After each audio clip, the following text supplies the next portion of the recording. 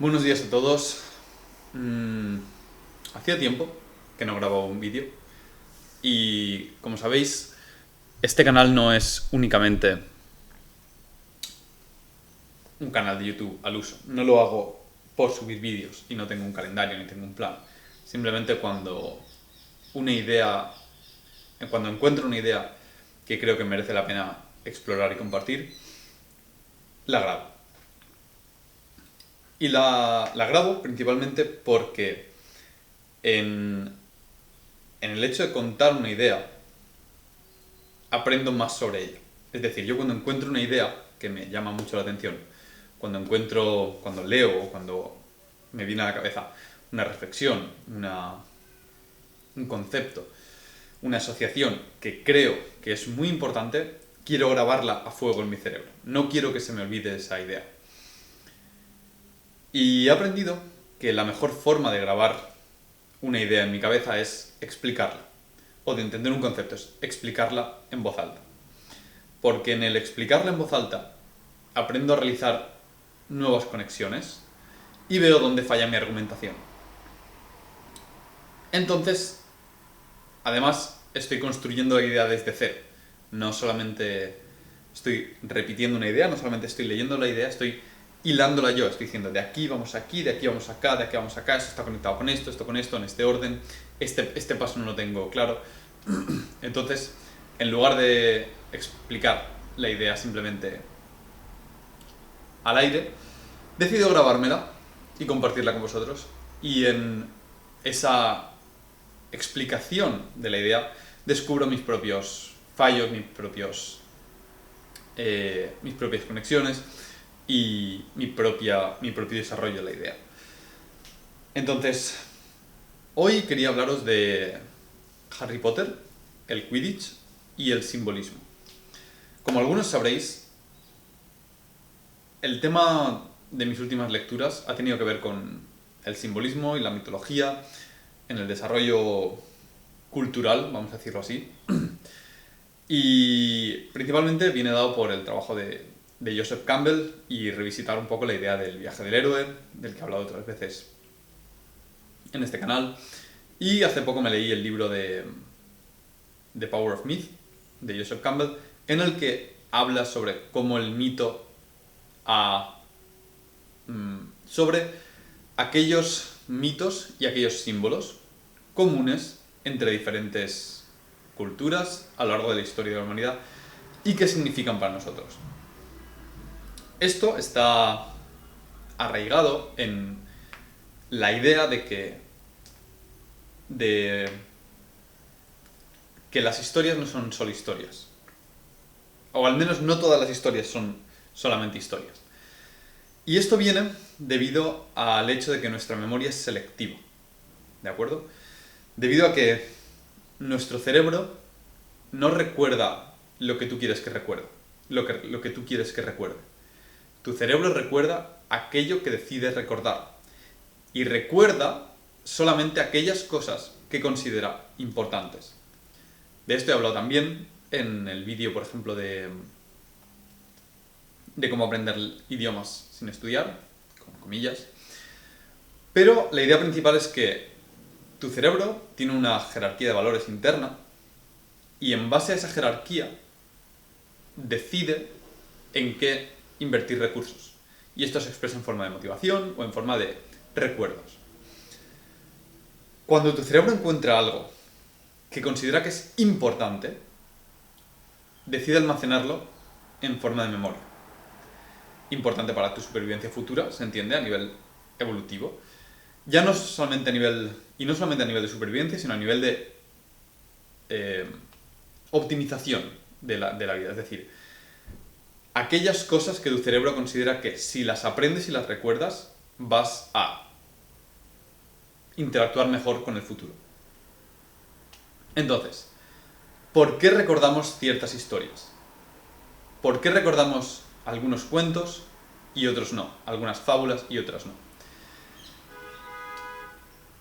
Resulta que recordamos algunas historias debido a que encapsuladas en estas historias existen piezas de información que nuestro cerebro ha reconocido como extremadamente importantes para nuestra supervivencia, para la explotación de nuestro potencial como personas y nuestra interacción con el mundo. Entonces, es así como aparecen los mitos y aparecen las historias y las historias de las religiones. Son aquellas historias que se han ido destilando a lo largo del recuento una y otra vez de las mismas. Y lo superficial ha ido desapareciendo hasta que lo único que queda es una historia muy condensada y muy fundamental. Y como es tan importante esa historia, como tiene tanta información, es tan densa en cuanto a información se refiere, que nuestro cerebro la recuerda. Y la recuerda y la pasa. Y como la pasa, y es importante, es una buena historia, otras personas la recuerdan. Entonces, se entiende así que la simbología y la mitología no solamente son cuentos, no solamente son ideas, sino que son herramientas fundamentales con las que lidiar con el mundo, encapsuladas en forma de fábula. De esta forma, entendemos también por qué hay historias que se recuerdan más, como puede ser la religión, como puede ser la mitología, y otras que pasan al olvido.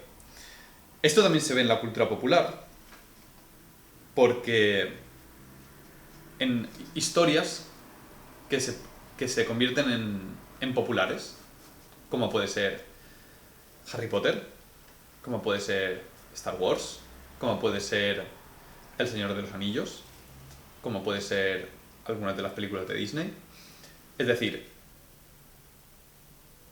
estas historias se han convertido en populares por un motivo. Y el motivo es que contienen símbolos, contienen patrones de comportamiento que nuestro cerebro ha reconocido como fundamentales o extremadamente importantes para que lidiemos correctamente con el futuro. ¿Cómo cómo decide nuestro cerebro qué es importante y qué no?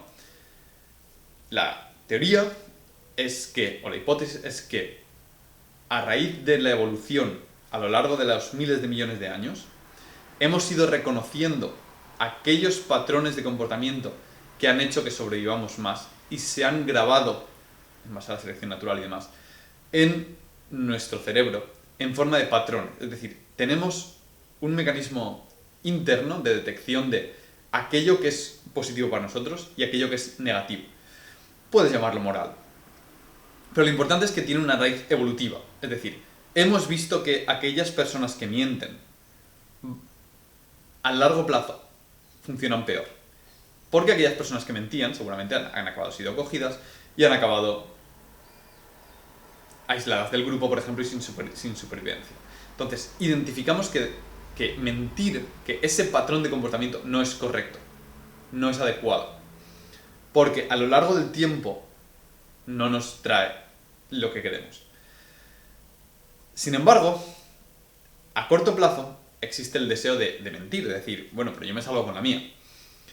Pues una historia, una buena historia, lo que hace es revelarte estos patrones de forma más explícita.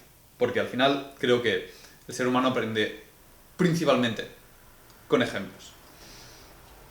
Entonces, es por esto que, o esta es la idea de por qué algunas historias se hacen tan populares como Harry Potter, que, por lo visto, está llena de motivos religiosos, en el sentido de ideas fundamentales, o ideas, o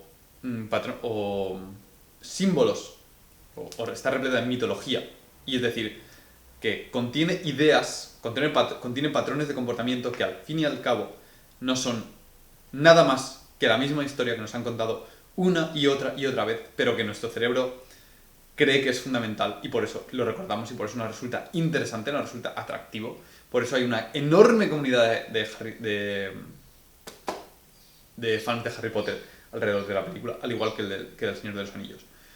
Porque no es una historia al uso, es una muy buena historia en tanto que te cuenta aquello que necesitas saber. Reformulado en una narrativa más moderna que lo que puede ser la Biblia, por ejemplo. Entonces, hoy os quería hablar en concreto de el Quidditch, ¿vale? Y esto viene a raíz de que estoy leyendo el segundo libro de Jordan Peterson, Beyond Order. Como sabéis, o como deberíais saber, la inmensa mayoría de las ideas que expongo aquí no son mías, no he creado yo estas ideas, son ideas que me he ido encontrando y que me parecen interesantes.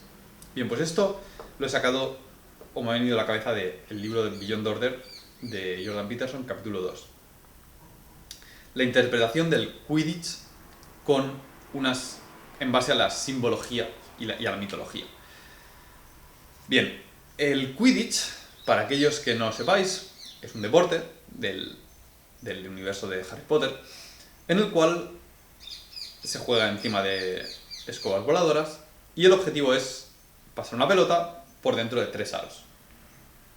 Aparte de esta pelota, hay otras 2 bolas, que no recuerdo cómo se llaman, que se encargan de atacar a los jugadores. Y por encima de este juego hay 2 jugadores que juegan a otra cosa. Esta otra cosa es capturar la Snitch dorada. La Snitch dorada es una bola de este tamaño, con alas, que vuela de forma aleatoria y rápida por en medio del campo.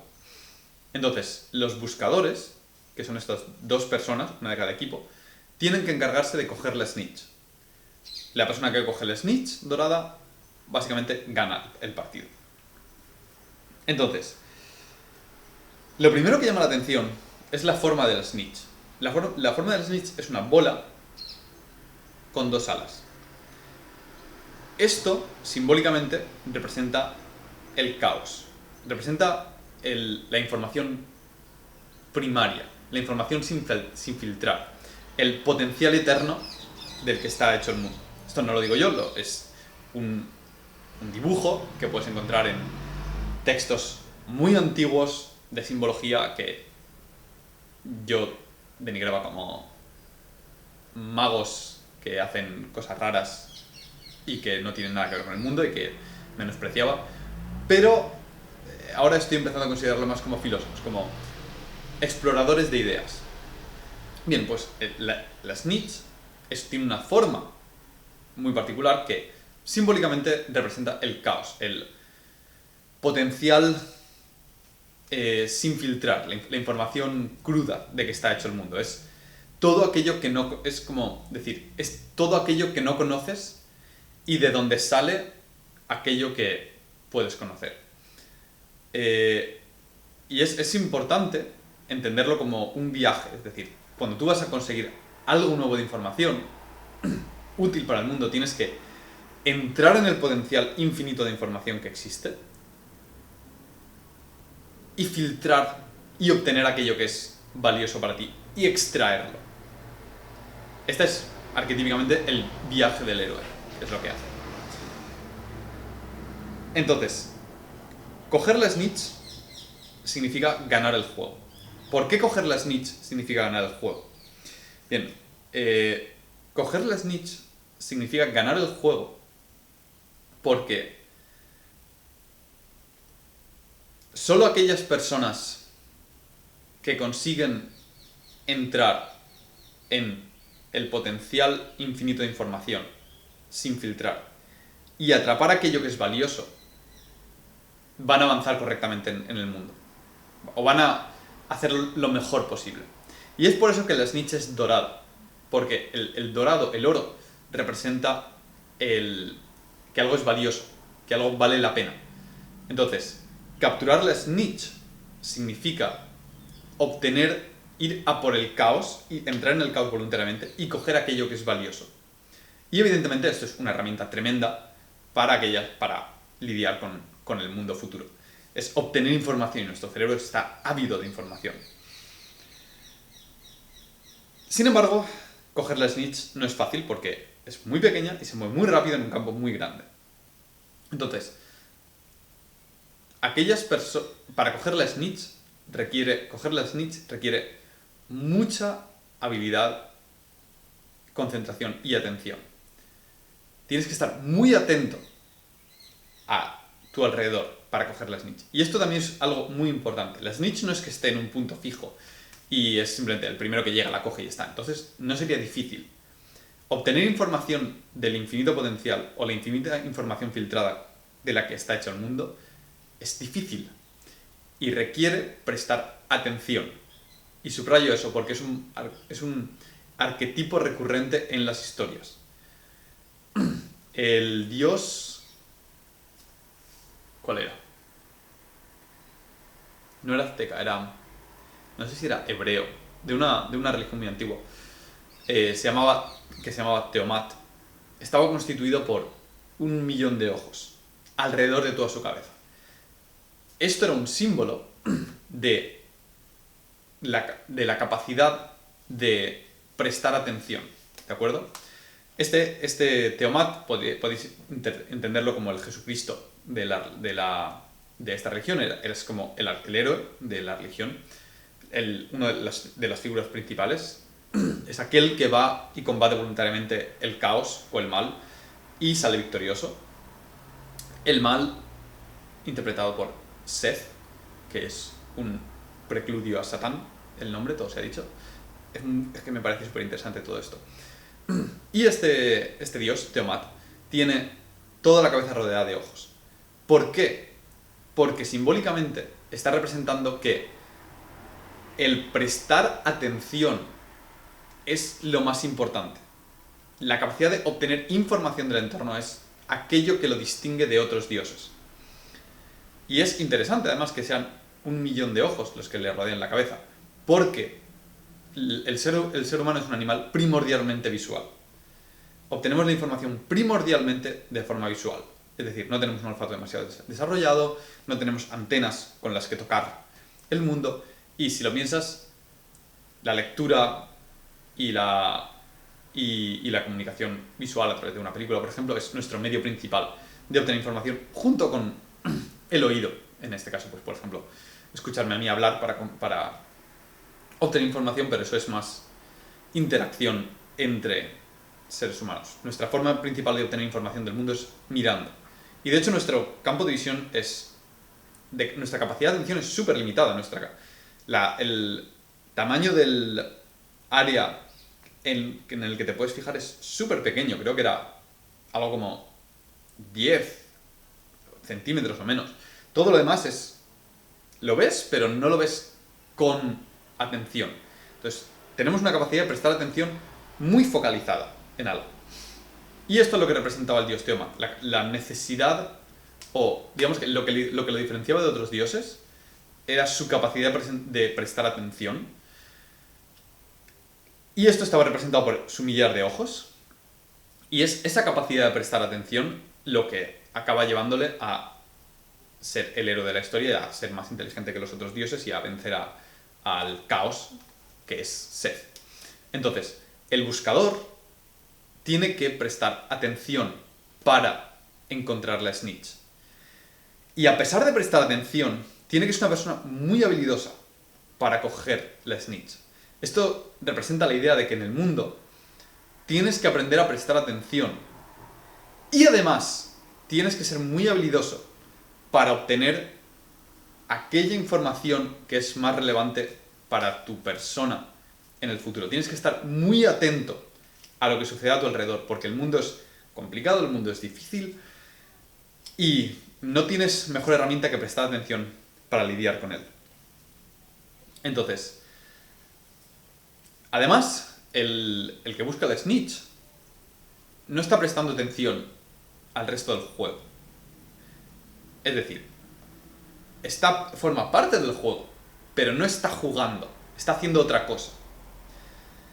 Y en la búsqueda de otra cosa, en la consecución de esta snitch, se expone a grandes peligros. Porque cuando tú te centras en una cosa, puedes perder la visión de lo que pasa a tu alrededor. Y esto se ve en el libro, cuando se explica, por ejemplo, que Harry Potter, que es el protagonista, es el arquetipo de héroe, persiguiendo la snitch, corre muchos peligros. Y algunos de sus oponentes caen ante estos peligros, porque no están prestando la suficiente atención. Por ejemplo, estás buscando el snitch y te puede golpear por el lateral una de estas bolas que se encargan de golpear a los otros enemigos. Porque tienes que prestar mucha atención, no solo a tu objetivo, sino a lo que está sucediendo a tu alrededor. Cuando Harry Potter esquiva una bola por muy poco, lo que está haciendo es demostrar que no solamente está atento al snitch, está atento a su entorno y cómo funciona. Y esto es una idea muy importante también. Además, no sé si era en no sé cuál de las películas o del libro, creo que era el tercero, Harry Potter pasa por enormes dificultades para conseguir el snitch, porque el snitch sale del campo y Harry Potter tiene que ir detrás de ella hasta el punto más alto, por entre las nubes, donde aparecen los dementores. Esto es otra vez que están a punto de matarlo para coger la snitch. Están a punto de matarlo. Esto es otra vez el motivo arquetípico de el buscar aquello que es más valioso para ti. El perseguir la empresa más importante que puedes perseguir es peligroso. Y es necesario exponerse a este peligro para poder obtener aquello que necesitas. Es la idea del dragón en la cueva y de los caballeros. Es la idea del viaje del héroe. Para conseguir el oro que el dragón guarda, necesitas ir y enfrentarte a un dragón. A un puto dragón. Te estás jugando el cuello para conseguir el oro o la virgen, que es un símbolo de aquello que más necesitas. Y arquetípicamente en el viaje del héroe, justo antes de conseguir el mayor bien, y eso lo podéis ver en todas las películas, justo antes de conseguir aquello que necesita, tiene que pasar por un clímax, por una fase en la cual está a punto de morir o a punto de fracasar, justo antes de conseguir lo que se necesita. Esto es la idea de la muerte y del renacimiento, también muy presente en la simbología, que significa la necesidad de dejar atrás una cosa que eras para ser algo nuevo. Es decir, esta idea de que estás a punto de morir o a punto de fracasar, pero luego vences, es un símbolo de la necesidad de, para ser algo nuevo, para conseguir algo nuevo, para integrar una nueva información dentro de tu persona, seguramente tengas que dejar atrás una parte de ti. Y esa parte, cuanto más grande sea la información que necesitas integrar, y más importante, más difícil va a ser el camino, porque más cerca vas a estar porque más es necesario dejar atrás una parte de tu persona que seguramente no querías dejar atrás. Pero es la idea de, para ser algo nuevo, tienes que dejar de ser algo viejo. Y ese dejar de ser algo viejo a veces puede ser muy difícil. Puede ser tan difícil que no lo quieras dejar atrás. Y si no lo quieres dejar atrás, es imposible que integres esa nueva información. Entonces, en la película, o en los libros, cuando Harry está a punto de coger la snitch, en el punto más alto, más difícil, con más frío, con mayor dificultades, aparecen los dementores. Esto es una idea de los últimos miedos y las últimas dificultades, que están a punto de matarlo, antes de coger la snitch. Todo esto representa la idea de que perseguir la información fundamental, perseguir aquello que es necesario saber, orientarte de forma correcta en la vida hacia aquellos objetivos que valen la pena, es peligroso. Por varios motivos. Porque implica adentrarte en el caos. Implica adentrarte en aquello que no conoces y lidiar con ello. Y eso siempre es peligroso. En este caso se representa físicamente, pero habitualmente es una transformación psicológica de tu persona. Y por último, entender que, como he dicho, el Quidditch tiene el juego y luego está la persecución de la snitch, que es como un metajuego. Es decir, los buscadores no están jugando a Quidditch, están jugando a Quidditch y además persiguiendo la snitch. Esto representa la idea de que en la consecución de la información que necesitas para lidiar con el mundo, no solamente tienes que apartarte del mundo y irte a hacer tus cosas, no puedes separarte, tienes que saber lidiar con el mundo a la par que juegas a este metajuego, que es el buscar algo más. Es como una... Tienes que hacer tu vida en el plano tangencial, tienes que estudiar, tienes que trabajar, tienes que lidiar con tu familia, tienes que vivir en una casa, tienes que comer, tienes que cocinar, tienes que pasear, tienes que despertarte, tienes días buenos, días malos. Eso es el juego. Pero por encima de ese juego está el metajuego. Que el metajuego es intentar mejorar más allá de lo mundano. Y un ejemplo de esto, me he dado cuenta que lo integré muy bien cuando decidí que el máster lo iba a hacer con cierta calma. Cuando decidí que no iba a sacrificar todo por estudiar y hacer el máster en 2 años en lugar de en 3, como resulta que lo hice.